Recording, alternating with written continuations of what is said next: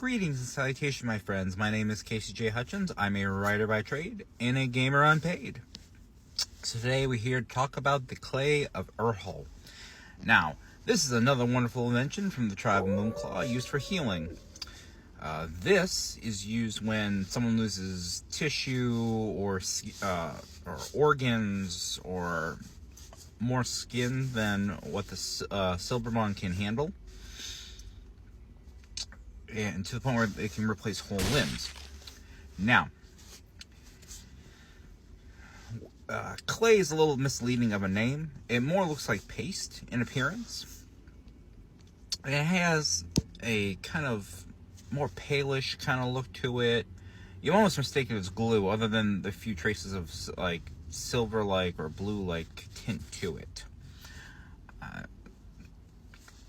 And when it is applied, it has to be exposed to the moon, or it's got to be shot with lunar energy. I know, what a shocker at this point. Or it won't set.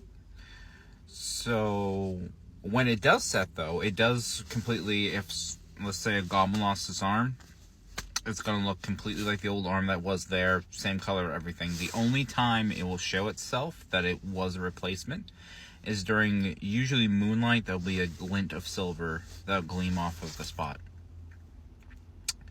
The other reason this might be used over Silbermon at times is when it's used on something that doesn't have flesh and bone.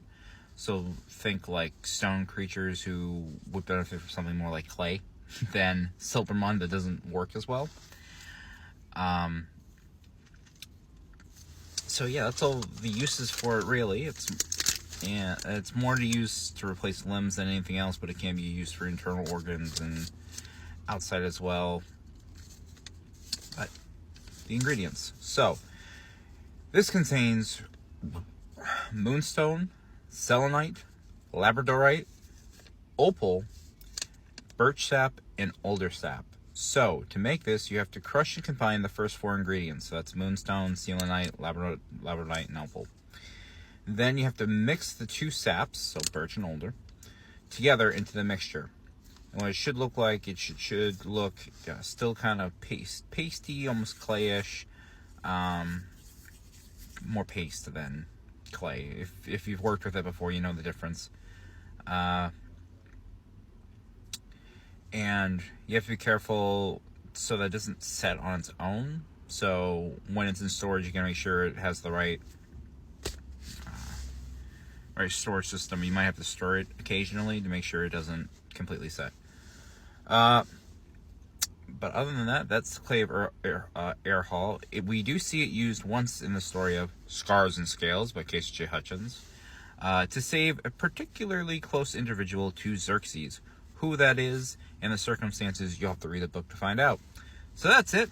I'll either see you next time or the time after that, or never.